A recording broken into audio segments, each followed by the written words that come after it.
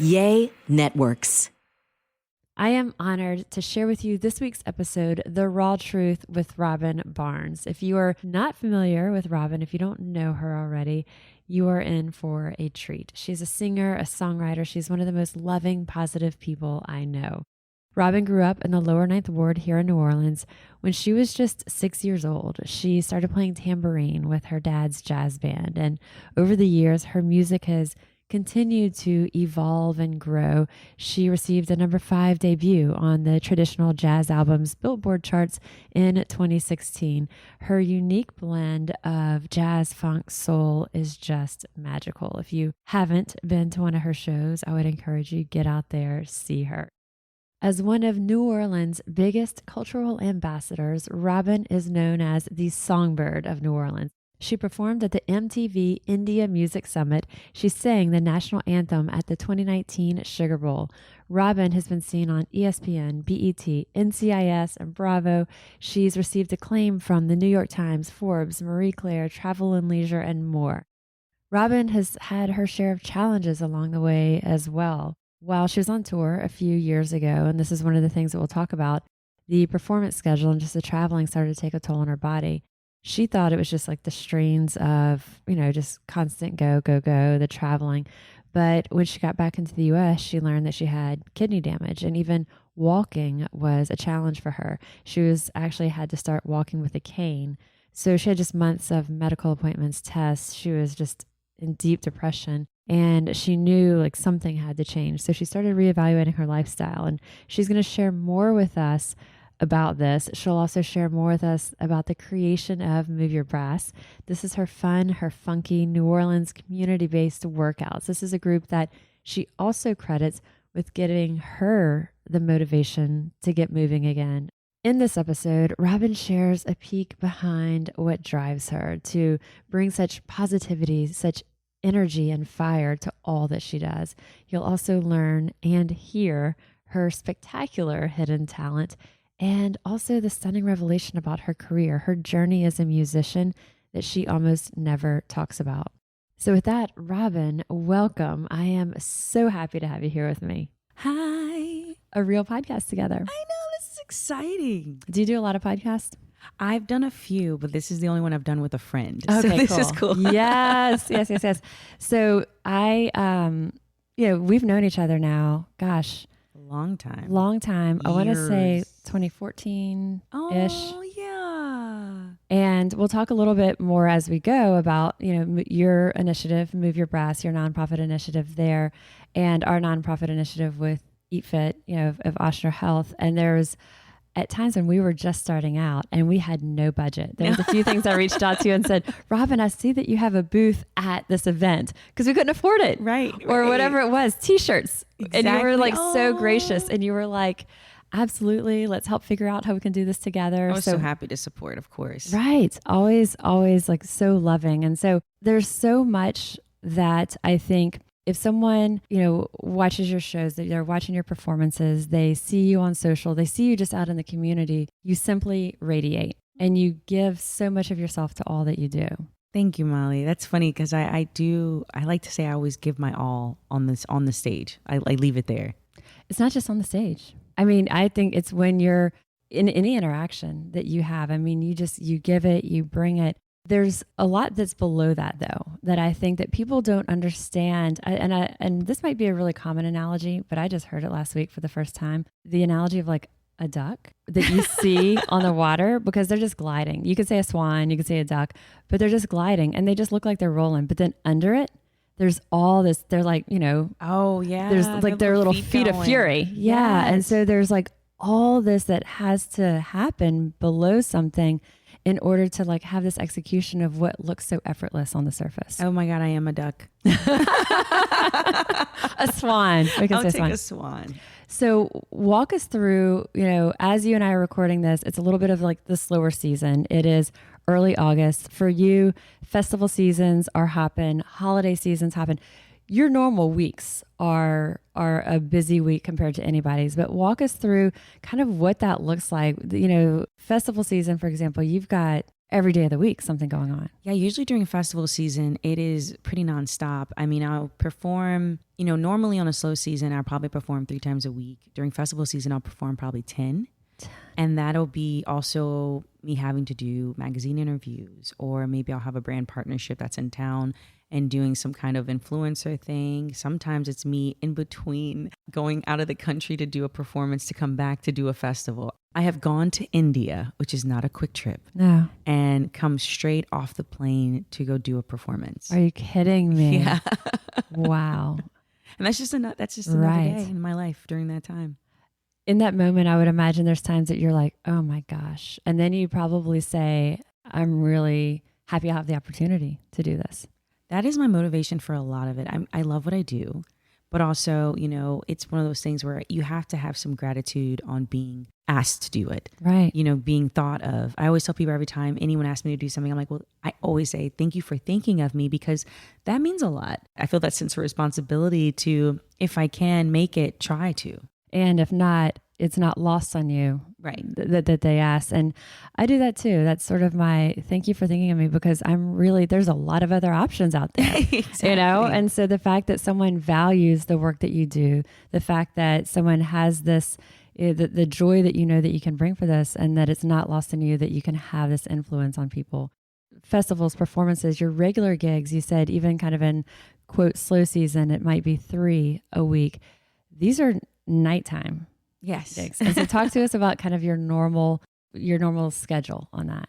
So, I'll do better. I'll give you my day. Okay. So I wake up usually around 6 a.m, which is crazy. And I work out, and then I'll usually be in meetings from 8 o'clock to 3 o'clock. And that'll probably be 1 or 2 interviews in between there. Then I'll pick up my daughter from daycare, Riley. And she is Baby Bird. She's 2. And then from there, of course, it's all about her for an hour. And then for an hour. And then I have to get dressed, and I have to go sing from probably 8 o'clock until 10 o'clock, or 8 o'clock till midnight. And then I'll get home probably in my bed at 1 o'clock. And then I wake up And you're at up at 6 o'clock. Yeah. Right. And so when Robin says she has 3 shows a week, most of your work is after many people have gone to sleep. Yes. It might be starting, especially like on a weeknight. And so that's just sort of the norm. And that's with performances. Beyond that, you're a wife. Yes. You're a mom. You are founder of the nonprofit, Move Your Brass. Yes. So we have a nonprofit called Make Your Move that is partnered with Move Your Brass. So Move Your Brass is my baby that we basically have done all that work together. And we actually created a nonprofit side of it called Make Your Move. So that's 2 additional things. Right. Because this has taken on a life of its own. Yes. Yes. Share with the listener just a quick snippet of what Move Your Brass is about. Absolutely. Or Make Your Move, yeah. So Move Your Brass was started because I ended up coming from tour and had a rare strain of a kidney infection that left my right kidney damaged. I had to revamp my entire lifestyle. At the time, I'm actually a competitive golfer. I've been a competitor since I was 9 years old, state champ, competed in college. So I was not a runner. I had no real physical activity other than walking.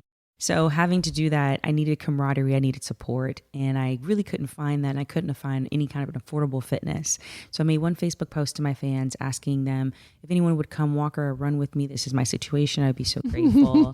Because if I'm held accountable, I'll do anything. And so 10 people I never met in my life showed up. 10 people in 2013 at City Park. At City Park, and we haven't missed a Monday except for a holiday or a hurricane since 2013. We've expanded from free run walk group to Slidell and Mandeville, in addition to New Orleans. Wow. We have now free dance cardio programming throughout the city called Bounce Your Brass or Twerk Your Brass, and we also there's so much fun too. No, I love it. And Robin doesn't teach all of these. No, obviously. I do not teach them. No. And that's part of what the nonprofit helps to support this, because you have instructors, certified instructors who are leading these classes. Exactly. And that's the beauty of it. The Move Your Brass side of it is more funding through the private events or corporate wellness. And then the nonprofit is funded through grant writing and things like that. So, obviously the public helping us reinvest is really important. That's how we're able to keep our trainers paid. We're paying our trainers probably top tier for their experience, because as a musician, I see them as artists. Just like when people don't realize when they come to a class, it's not just they showed up and they were just amazing. It takes rehearsal, it takes practice, it takes a lot of behind the scenes to make your class as amazing, to make you want to come back. And I think that's why they deserve to be paid as such. So I definitely am grateful that that's my goal, but funding is also really helpful. So anyone listening, please hire us for your corporate wellness retreats or bachelorette parties. Thank you. Your ears are perking up. With everything that you have, Move Your Breast being that passion, singing and performing obviously being your passion, and having the success that you've had there, having just like such amazing opportunities and performances. What are some of the coolest venues that you've performed in, or things that you just almost couldn't believe that this was your reality? Oh my gosh. Definitely top 3 would be the Royal Opera House. Oh, wow. That was so moving. I couldn't believe it. I was able to perform with Aloe Black. I think I cried before I even went on stage. And then another one would be, I was honored to be on stage with India's most famous artists, like their equivalents of like a Bob Dylan, their equivalents of Adele. And I was invited to perform at MTV India with them on stage. Who's that artist? Dr. Subramaniam. He is the god of violin. Oh, wow. And there were so many other amazing artists, but he definitely stood out to me because I'll tell you this quick story. So they wanted me to do a song with him, and that's very normal in my world. Like, oh, we're going to collaborate. And he was like, well, this is a song I wrote. Just look at it on YouTube. So I'm in my hotel room and I'm looking at the song and I'm seeing, oh my God, are these like all the jazz legends all on one stage? With him doing the song. Oh, no pressure. Now I have to sing this song, and I'm learning it in less than 5 hours. Okay, this is, no problem. And I will tell you, he was so gracious, and I gave my heart on that stage, and people were like, that was the most moving performance ever. And I'm like, oh, thank God. I was more like, what is the next word? What is the next word? But, and that would say number 3. Number 3, I mean, New Orleans. I love my Jazz Fest and French Quarter Fest. That's what was coming stage. to me was, the festivals here, Jazz Fest. They're so unique and such a moving experience because you feel like you have the audience on stage with you. Right. And then having that, being born and raised here and having your family with complete strangers who almost say they love you as much as your family, and they know as much because they follow you your life. It's pretty cool. Let's take a minute to share about Nutrafol, sponsor for this week's episode.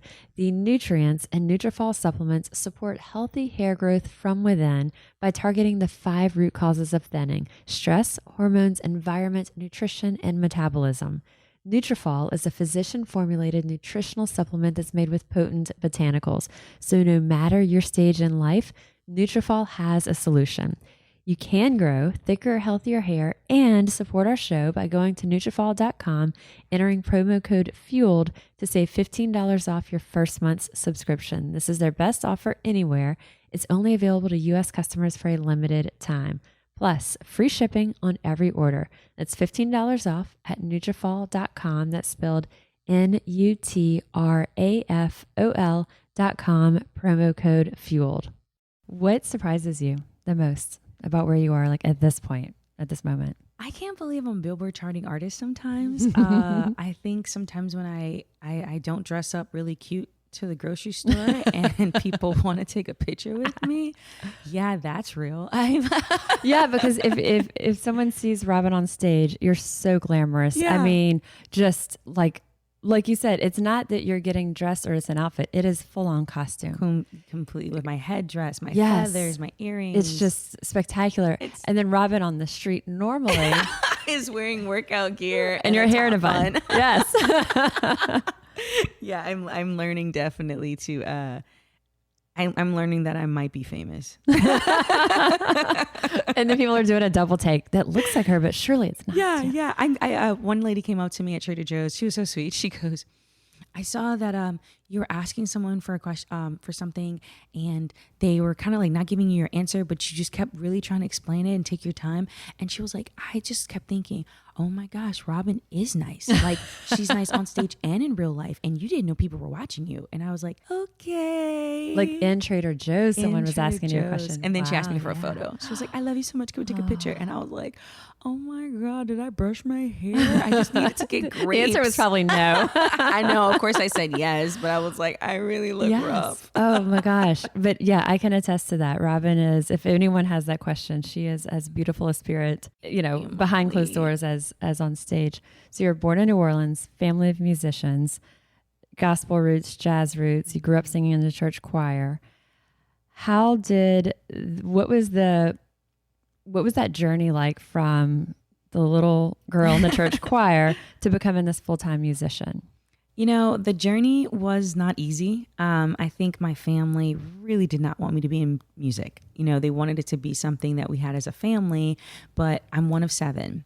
So 6 of my siblings all went to music. So I'm the baby by 13 years. So they were like, wait, why don't you go to school for business? And I'm like, wait, I've been singing and performing with you guys since I was 6 years old. Now you want me to do business? And they were like, but that's a hobby. Right. Like you need a real job. Right. Like, well, you know what? They never said hobby. They said that's stability. They learned the music, the real job. Right. And that's what they've learned from their careers. They were like, music is not as stable, and you see it's seasonal. Yeah. Things change. During COVID, right. And so I went to school for business. I got I double majored in marketing and business administration. Finished that, and I said, okay, Mom and Dad, I want to be a musician. And they go, well, the best time to get your master's is right after your undergrad. So I was like, oh my God, and I'll do anything for my parents. So I went and got my MBA. I was so determined to finish it. I did it in a year and a half. Wow. Yeah, I was just like done. Wow. And I graduated with honors and got my MBA. And your 2 undergrad degrees are? Marketing and business administration. Okay. So finished all that, and then I said, I'm going to do music. And Dad's like, well, the best time to get your PhD. I was like, nope, I am not teaching. I want to be a musician. So they let me go. They let me spread my wings, and it was difficult. I was unemployed for about 6 months, and I ended up having to work for a nonprofit as like their secretary. Mm-hmm. And that's crazy, right? If you think about it, I couldn't find a real person job for 6 months. I couldn't find a gig for 6 months. Yet here I am with a master's in business with honors. And I'm like, okay, that's great. So I'm working for this nonprofit, and it was a great learning experience. But then I was like, why am I using all my assets and my skills to make someone else's dream successful? I need to just give my dream a chance. And I took some time and I went to Hawaii for some, because that makes sense and financially that's efficient. I went to Hawaii, did some soul searching, and I came back and I said, you know what? I think I'm going to be my own boss, and I'm going to try music. And I never looked back. And you just put everything into it, because the job or the working as the, admin assistant, that's time you're investing in that you aren't putting into your career. And so around 2011, you just went full time, you committed, you said, this is it. Growing up, what were some of the other things that you did with your downtime? Like hobbies, you mentioned golf. Golf was pretty much my life. Golf and violin. And singing. Yeah. That was it. Yeah, because my parents really thought I was going to be the next Tiger Woods. Mm-hmm. They're like, please do that. And I went to, like I said, I played professionally in college, LPGA, and I loved it. I did, but music. Do you still play golf? It's funny. Being sponsored since you were 9 years old up until college, you get biased because you play for free. Right. And then as an adult, I was like, wait, how much does this cost? We had that conversation with my father-in-law the other day, because my soon-to-be brother-in-law and my father-in-law play golf, and they were talking about like the greens fees, like 100 or more, and that's per person, right? Yeah, it's per person. And could you imagine like how snobbish you kind of come off when you're like, I play for free. What are you talking about? I mean, I have so many golf clubs that were just given to me sponsorship. So yes, I want to get back into it actually. Here's what I want. I want you to commit to like maybe if someone like was like, oh, let's go play golf, or they wanted to put you on a team and they think they're getting Robin the musician as like just this kind of like showman thing. Like, you know, like it's just for fun. It's just for like, we're going to have Robin the musician here playing golf. Like, what do you call it? Like more like an exhibition type thing. Yeah, yeah. And they have no idea that you're actually going to kill it. Oh, I've played so many of those. My uncles would not hire me. Oh Lord, that sounds horrible. My uncles would invite me to play for free for like a scramble. Yeah. So best ball. But you're like a ringer, especially if you don't tell anyone your background in that. Yeah. And you know, what's funny? This guy was like, she's a lady. She has to hit from the ladies' tees. And I was like, ethically, I was like, no, I need to hit from the pro tees. And he was like, oh, that's so cute, sweetheart. You're going to hit from the lady tees. And I was like, okay. And then I would birdie and eagle these par threes like nobody's business. And they would be like, so does your niece play golf? You know? Meanwhile, I would be like, can I move those lady tees up like 100 yards, you know, and just tap it in there. Let's talk for a minute about Smile Brilliant, sponsor for this week's episode. So one of the things that we know about stress is that it manifests itself in just so many ways. And one way that a lot of us experience stress is grinding our teeth or clenching our jaw. And we know that not only does this damage our tooth enamel, it can also crack our teeth, leading to migraines, and fixing or preventing these underlying issues can be really expensive. So the cost of custom night guards from Smile Brilliant is really low. It's as low as $45 per guard. Reorders are $25 per guard. A digital file of your dental impression is kept on file to make reorders hassle-free. So visit smilebrilliant.com, use promo code FUELED for 20% off. You can also check out the other products at Smile Brilliant, from custom-fitted teeth whitening trays, whitening gels, and more. That's smilebrilliant.com with 20% off using promo code FUELED. Your family, you're incredibly close. I hear you talk about your mom all the time. I hear you talk about your dad some. Tell me about, you know, your mom, your dad, siblings. Do you have siblings? Yeah. Yes, I have 6. Oh yeah, you mentioned that, youngest of 7. I talk to my mom and my dad probably 3 to 4 times a day. It is insane. Your dad too. Yeah, yeah. And the reason why you don't hear much about my dad is because my dad is kind of more of like the listener. My mother, you'll hear me like weighing in on big decisions. Yes. He's more like the background support. My mom is just a little bit more opinionated. So she'll just be like, anything I say, she has an opinion about it. So it's usually me either complaining about what my mom says because she's right and I don't want to listen to her, or me being like, my mom passing along her wisdom. Funny. Yeah, exactly.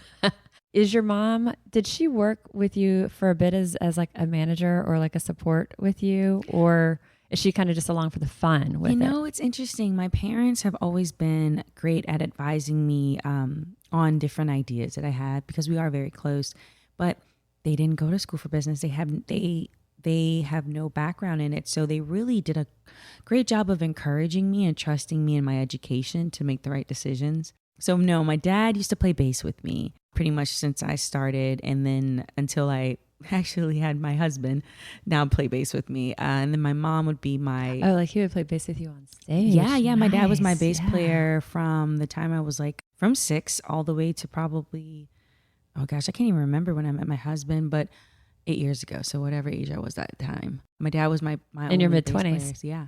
So you were calling the shots and you're like, Dad, I need you to do this. Like, pay attention. And he was the backbone support, which is what I always tell people, you know, bass players are the coolest guys because they're never trying to get the limelight. Yeah. Their entire job is to be background, foundation, the backbone, the foundation, and just be that stability. Yeah. So I highly encourage people date or marry bass players if you have to pick a musician. And then my mom is my professional clapper and snapper and merch lady. She loves to sell the merchandise for me. She'll stand next to the stage. I think that's why I kind of thought that maybe she also was like officially like did some managing, but you're right. She's like your merchandiser. Girl, she's trying to manage my life. That's pretty much the management role she has. But it's amazing the closeness that y'all had, you know, as you were growing up, you know, you had golf, you had music, church choir, really tight knit family. It sounds like very loving and supportive relationships with both parents. Yes. Which is truly a blessing. I know. What about pressures that you put on yourself that you felt from, you know, external, internal pressures growing up, also as you were kind of making this transition into more of the public space? I think a lot of pressures that I did have were like, self-inflicted, right? You're going to high school and you're seeing all these kids doing different things and you're like, well, I need to try to be the best, or I need to be better at what I'm doing. What am I doing? My parents only wanted me to do two things: be happy and do a good job at whatever I decided to do. But being the baby and having all my siblings be musicians, yeah, I had that drive to succeed at music because I had to prove something. And then with my, just growing up as like a Black young girl, you're having to face so much adversity. And my husband said something that recently just gave me a clear view. He said, because of adversity of you being a woman and also being Black, you have had to overcome things through almost frustration. You almost had to always rise to the occasion because you had to be better. You had to show that you could do something. You had to fight your way through. And that was your motivation. And then once I got married and had my child, he's like, now you just have love. You don't have to feel that anger or that frustration to succeed. Now you're kind of like, where does this fire come from? Where does it come from? And now I'm like, because I have just love. Now I just want to succeed because I have a child to provide for. I want to succeed because I have love in my life, my household, and I want things to only get better. Does it make sense? It makes a lot of sense. And I think a lot of the grace that is just part of your core has probably arisen from those challenges. Right. I think when we're younger, you always see these TV shows or these movies where the hero overcomes a challenge because something happens and hurts them. And then they rise to the occasion. And which is sort of what our raw truth is all about. Exactly. And I think when, we have to be humbly able to realize we all have that. We do. Yeah. We all have that, but we don't all have sometimes the wisdom or strength to overcome it, to not be discouraged by it.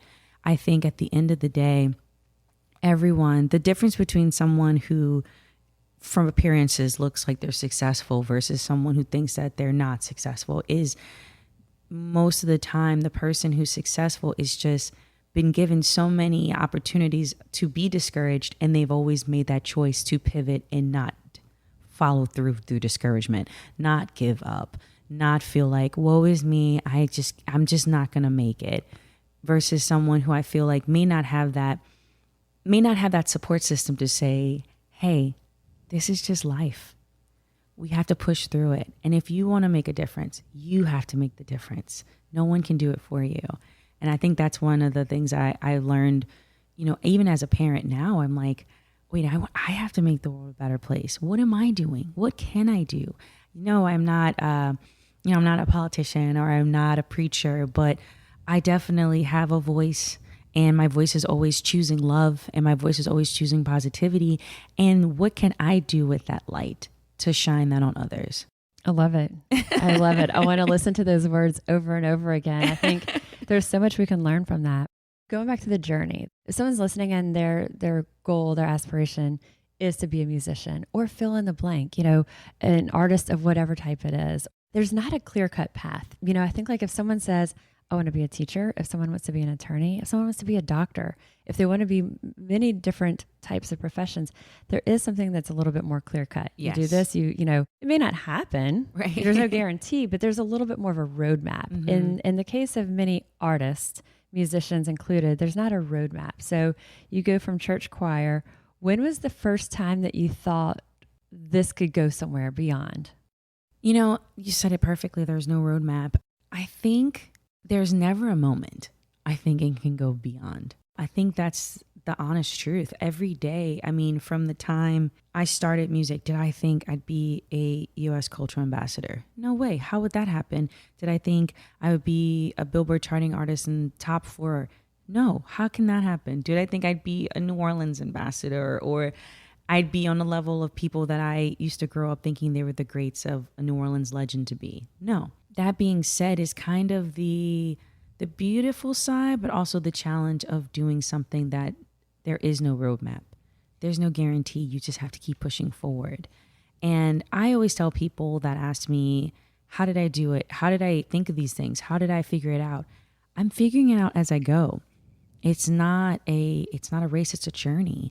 And, to this day, I don't really know what the end goal is. Like as if you're trying to be a doctor or a lawyer, you're trying to pass the bar, you're trying to get your routines, everything settled. And for music, it's like, what is my end goal? When I leave this world, will I be a Grammy Award winner? Mm-hmm. When I leave this world, will I have performed all the stages in the world? I have no idea, but I know that I would like to, and I know that there's no guarantee of that I can make it happen, but at least I can have my goals and try to move forward with that. I do tell people, don't just go for what you think is what you should be. I think a lot of people think I should be famous. Right. I should be a Grammy Award winner. I gave up that dream a long time ago. Not that I don't think it's going to happen, but that doesn't need to define me. What defines me as an artist is, did I do what I loved? Did I make a sustainable income to have a life that I want? Am I able to travel? Am I able to pay my finances? Am I able to do anything that I need to do or want to do because I'm financially stable? Am I able to wake up every morning and not be terrified because I don't have a gig? Do I have happiness in my heart? Am I loved? Am I giving love? And the most important thing that matters above any of the success, am I healthy? Am I going to live? Physically and mentally.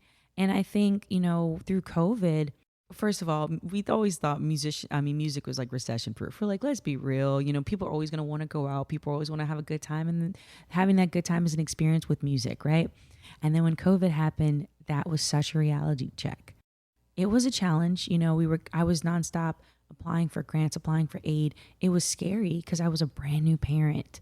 As much as COVID was very stressful, it was also very beautiful. I had a beautiful new baby who every day thought it was the best day ever, right, and everything's going to be amazing. And it's like, how can you fight against that positivity? Long story short, I feel like as we go on this journey as artists, have your goals, but don't let those goals define your success. Let's talk about Bonafide for a minute. Sponsor for this week's episode. Bonafide is for women dealing with perimenopausal and menopausal symptoms who want safe, effective, non-drug solutions they can trust. Silvessa by Bonafide is the first comprehensive system designed to restore and protect hair and skin affected by estrogen decline from the inside and out. Silvessa delivers three-way support for hair and skin. It includes a daily capsule, hair serum, and skin serum that work together to support healthier looking hair and skin. Give Bonafide a try today. No hormones, no prescription required. Our listeners receive a special offer up to 54% off when you subscribe to a product by going to hellobonafide.com using promo code FUELED. That's hello, BONAFIDE.com, promo code FUELED to claim your offer of up to 54% off when you subscribe to multiple products, including Silvessa. For best prices, free shipping, go to hellobonafide.com using promo code FUELED.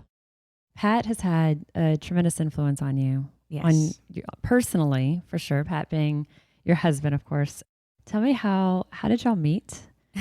And also, I'm interested if he influenced your music style as well. Oh, 1,000%. So Pat and I met, it was love at first sight. You can go on NOLA.com. They put the story out there. I was walking into a band rehearsal and Pat was walking out, and he plays upright and electric bass, but he was walking out with his upright bass, and he kind of looked like a little turtle, like tucking under the door threshold, and just like comes out and he looks up and he's like, hi. And if anyone sees Pat, he has the most beautiful smile. And I was like, he hi. does. It is so engaging. And I was like, hi. And that was it. The guy that I was walking into rehearsal with, I had no idea, liked me. And so I was like, wow, who was that? And he told me Pat's name was Bob. He's like, oh, that's Bob. And he's like, stop, Bob. Shut it down, Bob. And so I didn't see Pat again for 4 years, which is insane because the music scene in New Orleans is so small.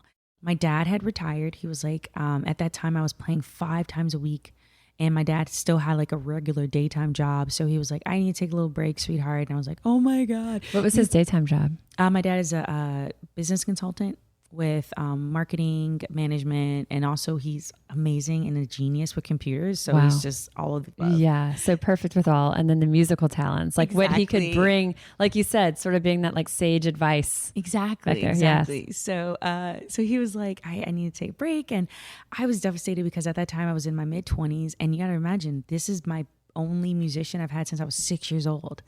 And he's my backbone, because the bass player is really your backbone of the band. And I'm like, oh, I'm devastated. My best friend, Charles, was playing with me at the time. And he said, well, I can try to get one of the baddest bass players. Baddest means good, guys. Just letting you know that. One of the baddest bass players in New Orleans. I don't know if he's available, but he's really nice. And maybe he might be off tonight. I don't know. So I was like, oh, please, God, if he's great, let's come in. So in walks Pat, same scenario, big upright bass, looks down, looks up, hi. And I was like, hi, wait, Bob? And he's like, no, Pat. And I was like, no, what's your name? Is there a lookalike name? And he's like, no, definitely still Pat Casey. And he did an amazing job. And he filled in that void really quickly of just being a very calm. That's what I was to say. He's so calm. Very calm, very creative. And I loved the way he played. And it was funny. I asked him that night, what are you doing for the rest of your life? And he was like, I guess playing bass with you if you want. And I was like, hired, done. I like how he adds, if you want. If you want. And 6 months later, I just kept looking at him and I'm like, I think I'm in love with him. And I was in a relationship with someone else that everyone was like, no, marry that guy because he's stability. And I'm like, but I'm in love. This is love. And they're like, no, stability. And I broke up with that guy. And the next day I was at the gig and we were on the balcony. So you hadn't shared this with Pat yet? No, Pat knew nothing. So I'm yet all of your close friends know everything. Everyone, including poor Charles. Every gig I would be like, I think I'm in love with Pat. He's like, I need you to just stop. Just focus and play this that guy over there, like, pipe down. Oh my God. So we're on, it's during Mardi Gras. We're on a balcony at the Windsor Court. And Robin can't remember what year. And I can't remember. I am the worst. Don't ask me how old anyone is. Don't ask me what year. I'm the worst. Probably 2015. Yes. I hope. I don't know. I feel like Pat's going to fact check this. He will. So we're on the balcony and I've always been pursued. I've never told a guy I like them. What? Why would I do that? And Pat was my first. I was on the balcony and we're all going back. I was like, it's time. We got to go back to perform. He waited. He started leaving and he waited. He was like, and to this day, he's like, I felt like something was going to happen. Well, probably because you look like you were about to explode. Because when you're so excited, it's like you have a secret and like you're just like vibrating. Molly tells me all the time, you can read everything I feel in my eyes. So I probably look like I was going to lose my mind. He was probably like, what's about to happen? What's wrong with her?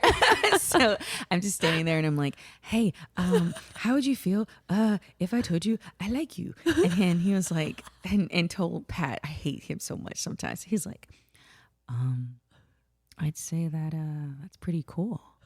And I was like, okay, well, anyway, I like you and I gotta go. And I bolted. I started running. I ran and he ran after me and he was like, hey, wait up.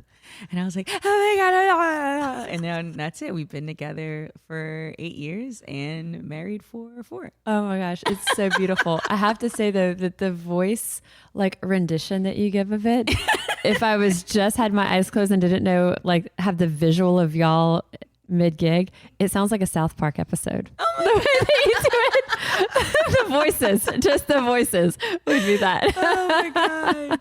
But yet that's Pat. You've heard him. Yes. He's so chill. So chill. Which is just such a beautiful thing because there is so much that just ebbs and flows as an artist. And it isn't stability, but he brings stability in a whole different way. Exactly. Oh my gosh. I love that. So Pat, let us know what year it is. What is something that people would, because people think they know you. Like when I've been to your shows and also in a smaller venue, I love it because there's always at least one person and often many, but there's always that one who is like right there front and center with every word. You can see them just light up. And I think you have a lot of the same people who come to a lot of your shows. Or to me, they look like they have to be daily groupies because they just get that much joy from watching you. So, and a lot of those people, they read or listen or watch everything they can get their hands on about Robin. What is something that even those people or people who know you pretty well would be surprised to know? I think one of my biggest, I guess you will, is like hidden truths is how I almost stopped singing. I almost stopped singing. The gasp. The gasp. Oh my gosh. When and how? You already know I don't remember the dates, but but I was dating this guy, and you have to understand, y'all, despite my family being into music, I'm still a young girl, and your parents want you to find love and get married and have children and have that traditional New Orleans lifestyle. And I was always a rebel, but I did fall in love with someone, and his family was very well connected, and he was always traveling on business, and we had this beautiful, beautiful place uptown, and that person was always gone because they were always traveling probably 6 times a week. I was very young and thinking, I'm like, oh my God, we're going to get married and everything is going to be amazing. You think it's this glamorous lifestyle. Glamorous lifestyle, exactly. And I was so lonely, and all I had was my music. But then that partner would come back and almost make me feel guilty because the one day they would come back would be one of the days I had to go to work. I had to perform. You got to go to work. I got to, exactly. I got to do what I love finally. And that person kind of just honestly always made me feel so much guilt about doing it. And then it kept being a repetitive, overwhelming feeling of, when are you giving up this hobby? Wow. And this was shortly after you kind of went full time. Yes. Like you went full throttle. I'm going to do this. I'm going to make this a career choice. And I started getting a lot of success from it, which is the irony, because that person fell in love with me because of what I did. They were into me because of what I did. And then it was almost like what I was doing was a problem now. Mm-hmm. And when is this hobby going to end? I never forget that. When are you going to quit this hobby? They literally used the word hobby. Hobby, yeah. And I was like, hobby? It's just so defeating. I know. But then constantly having some negativity with that, but it's with someone you're vulnerable with in love, who you think has your best intentions, you almost start believing it. I was very fortunate that person broke up with me. But that was the first. But before that person broke up with you, you were considering. Oh yeah. I was absolutely thinking, okay, well, what I'll do is when we get married, I'll give it up. I'll give up music when we get married because that's what will make them happy. Wow. And it's just, I guess it's just a hobby. I guess it's not that big of a deal. It's fine. Maybe I'll just, I don't know. Because success in your field, success as a musician with the types of gigs you do, means your nights are taken, your weekends, your Thursday, Friday, Saturday are working. And so it's a beautiful thing when you have someone like Pat, who's also in the industry, and they have that. But in a normal world, if you have someone that has a day job, your weekend nights, they would be alone. Exactly. And so you have to have someone, either, if that's the situation, that they're incredibly understanding and they're going to come along, they're going to integrate this into their life. Right. Or you run into what you ran into. Exactly. So, and you almost had to make a choice between music and this person. So it's a beautiful thing that this person made that choice for you. Absolutely. Because I don't think I would have left. Devastating at the moment. Absolutely. And the crazy part was, from there, that broke my heart so much. And I think that was the first and last time I ever would let anyone have control of what I wanted to do or what I loved to do. And, it almost gave me flashbacks to think about it, because I was like, wait, what if I gave my whole life to this person? And then they would just be like, okay, we're done. 10 years down the line. You could probably do that hobby again if you wanted, Right. Like how much time would have been wasted. But at the end, I say that, but at the end of the day, there's never a start date. You can start whenever. But I realized what my potential was, and I'm so grateful that person did that. And the fact that you considered giving it up is just stunning. Yeah. It now defined me to be so dedicated to my dream that I think sometimes people are like, whoa, why is she so passionate? And I'm like, because this is what I want, and this is what I'm going to do, and no one's going to stop me. You seem fearless. But what does give you pause? The unknown. I mean, that's the irony of pursuing a passion or being an entrepreneur, right? We don't know. So that's why it's exciting. But then we don't know, which is also terrifying. So for me, just sitting here with you right now, I'm like, what is my next step? What am I going to do next? And how will that, amplify my career? Or how will that get me to the next step of whatever that step is? What is that step? I'm constantly overthinking things all the time because I'm an overachiever. But I learned through Pat that it takes a lot of time to just be still and really just think about what is important to me and let that guide me on what that next step or that goal is. So many times too, those next steps reveal themselves to us. Yes. And I'll have people ask, well, where do you see, whatever it is that we have going on? It could be with Eat Fit, it could be others. Where do you see this in 3 years? And I don't even try to fib. Like, I don't even try to cover it. I just say, I have no idea. Right. Because there's things that we know are important to us. There's things that we hold as like, okay, these are the values or kind of what drives what we do. We also don't even know what opportunities are right around the corner. Exactly. And so it's also making sure that we are putting ourselves in a position to experience those opportunities. And also, there's a book that I think you would love.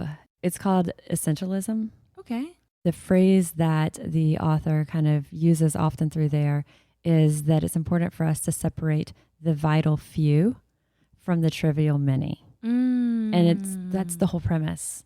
And it's like, how do we do less but better?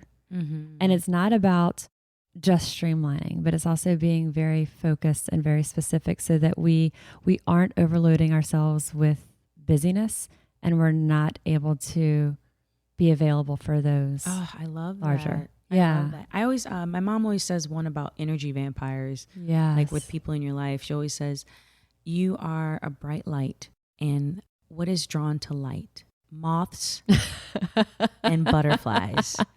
And she said, it's up to you to take the time to distinguish who's a moth and who's a butterfly. And I was like, what?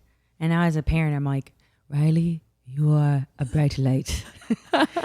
You will be covered by moths and butterflies. And she's like, ew, but I mean, it's true. You have to be more conscious of your time. You have to be more effective.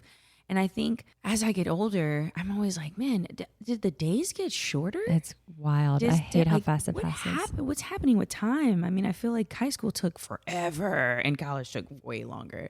But I mean, now it's like we have to be a little bit more focused. We have to be a little bit more efficient with our time, with our energy, and selective.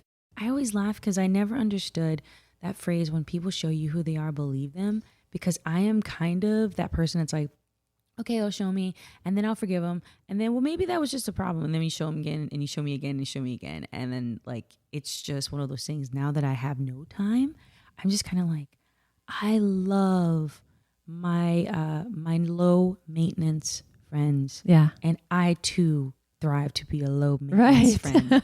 I'm like, I only see you a couple of times a year. Okay, no problem. Because when we're together, we're together. Right. And it lifts you up.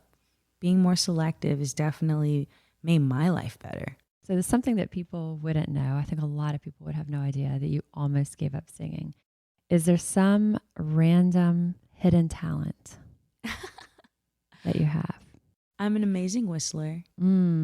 Like I whistle all day, which no one knows that. Like I might do it at a show just because I'm tired. And I'm like, you know what? Let me just whistle the song. Whistling is easier than singing. I can't whistle. I'm like, I literally can't. It's just air coming through.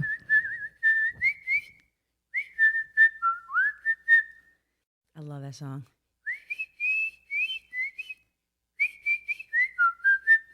Or like baby little bird noise. So my hidden talent is whistling because all my siblings got to play horns and all that was left for me was the violin. I was like, you can't play violin in a brass band. So I used to whistle and have the tambourine. If y'all could see me, I'm just speechless. I'm like, oh my gosh, I'm so glad I asked that question. That's such a glamorous hidden talent because number one, I can't whistle. I surely couldn't whistle with that tune that you have and actually give that. That is spectacular. Thank you, Molly. Oh no, that's such a great hidden talent. I was gonna say what's next, and I love the answer of we don't know. It's being open to what's coming around the corner. Absolutely. I think right now my focus is actually gonna be my debut album. I've always put out EPs, which were always like a taste of what I was feeling or thinking. But now I'm gonna do my finally I'm going to do my debut album, which will be all Robin, Oh, 12 songs and who I am and who I've been over this career. And I think it's, I'm really proud of what I've written so far, and I'm excited to release that to the world. I can't wait to hear it. Yes. Thank you so much for sharing your time, your energy, your love. My pleasure. Thank you, my friend. I have so much gratitude to Robin for spending the time with us, for sharing with us just, so much. It's, again, one of those things that we see people on the surface and we think, wow, they've got it all together and things just seem so easy.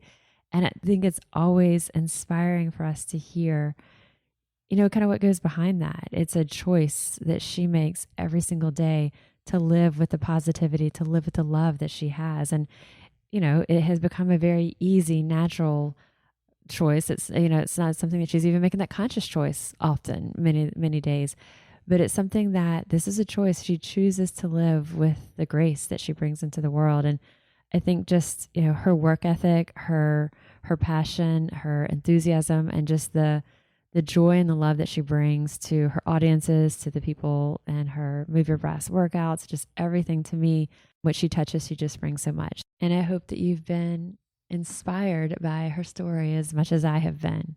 I am registered dietitian Molly Kimball, and you've been listening to Fueled Wellness and Nutrition, the podcast. If you'd like more Fueled Wellness and Nutrition, please head over to mollykimball.com, and you can follow me, Molly Kimball RD, on Instagram, Facebook, and Twitter. If you haven't yet, please go to Apple Podcasts and subscribe, rate, and review this podcast. Join us next week for another dose of Fueled Wellness and Nutrition. Thanks for listening, and stay focused on living your strongest, healthiest life.